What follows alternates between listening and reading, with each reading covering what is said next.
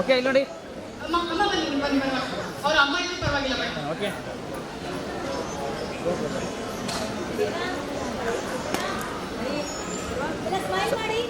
ರೀ ಒಂದು ಸೆಕೆಂಡ್ ಆಗಿ ಓಕೆ ಓಕೆ ಓಕೆ ಓಕೆ ಆಯ್ತು ಬನ್ನಿ ಓಕೆ ಒಂದು ನಿಮಿಷ ಎಲ್ಲ ಪೇರೆಂಟ್ಸ್ ದಯವಿಟ್ಟು ಅಲ್ಲಿ ನಿಂತ್ಕೊಳ್ಳಿ.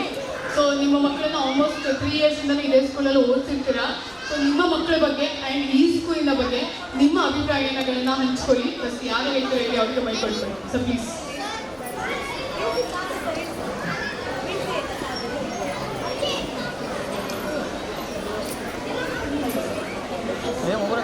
First of all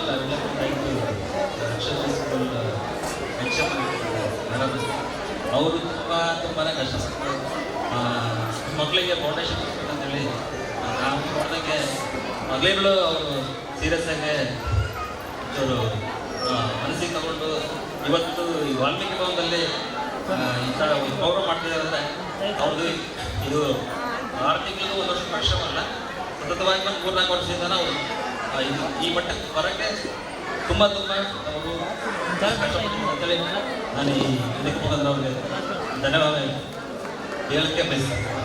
thank you so much. Rekhali Ramani Challakere ತಾಲೂಕಿನಲ್ಲಿ ಹೈಸ್ಕೂಲ್ ಶಿಕ್ಷಕನ ಕೆಲಸ ಮಾಡ್ತಾ ಇದ್ದೇನೆ. ನಾನು ಇವಳನ್ನ ಪ್ರಿ KG ಕೂಡ ನಾನು 1,00,000 ಫೀಸ್ಗಳು ಓದಿಸ್ತಾ ಇದ್ದೇನೆ.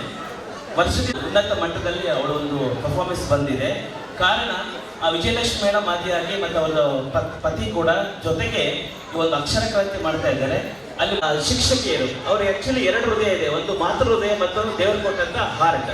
ಸೊ ಒಟ್ಟಾರೆಯಾಗಿ ಈ ಒಂದು ವಿದ್ಯಾಲಯದಲ್ಲಿ ನನ್ನ ಮಗಳ ಒಂದು ಪ್ರೋಗ್ರೆಸ್ ಅನ್ನು ನೋಡಿದಾಗ ವಿಶೇಷವಾಗಿ ಭಗವದ್ಗೀತೆ ಆಗಿರ್ಬೋದು, ಶ್ಲೋಕಗಳಾಗಿರ್ಬೋದು, ಜೊತೆಗೆ ಆಟಗಳ ಜೊತೆಗೆ ಮೌಲ್ಯಗಳನ್ನು ಕೂಡ ತುಂಬಾ ಚೆನ್ನಾಗಿ ಕಲಿಸ್ತಾರೆ. ಹಾಗಾಗಿ ನಾನು ಈ ಮೂಲಕ ಎಲ್ಲ ಒಂದು ಸಂಸ್ಥೆಯ ಸಂಸ್ಥಾಪಕರಾಗಿ ಎಲ್ಲ ಶಿಕ್ಷಕರಿಗೆ ಹೃತ್ಪೂರ್ವಕವಾಗಿ ಧನ್ಯವಾದಗಳನ್ನು ಬಯಸ್ತೀನಿ. Thank you.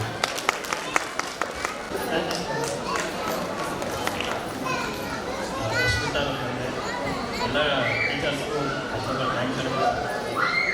ಮಕ್ಕಳನ್ನ 3ರಿಂದ 4 ಗಂಟೆ ನಿಮ್ಮ ಜೊತೆಲೇ ಬಿಟ್ಟಿರ್ತೀವಿ. ಅವ್ರನ್ನ ಎಷ್ಟು ಕ್ಲಿಯರಾಗಿ ನೋಡ್ಕೊಳ್ತಾ ಎಷ್ಟು ಚೆನ್ನಾಗಿ ಕಲಿಸ್ತೀವಿ.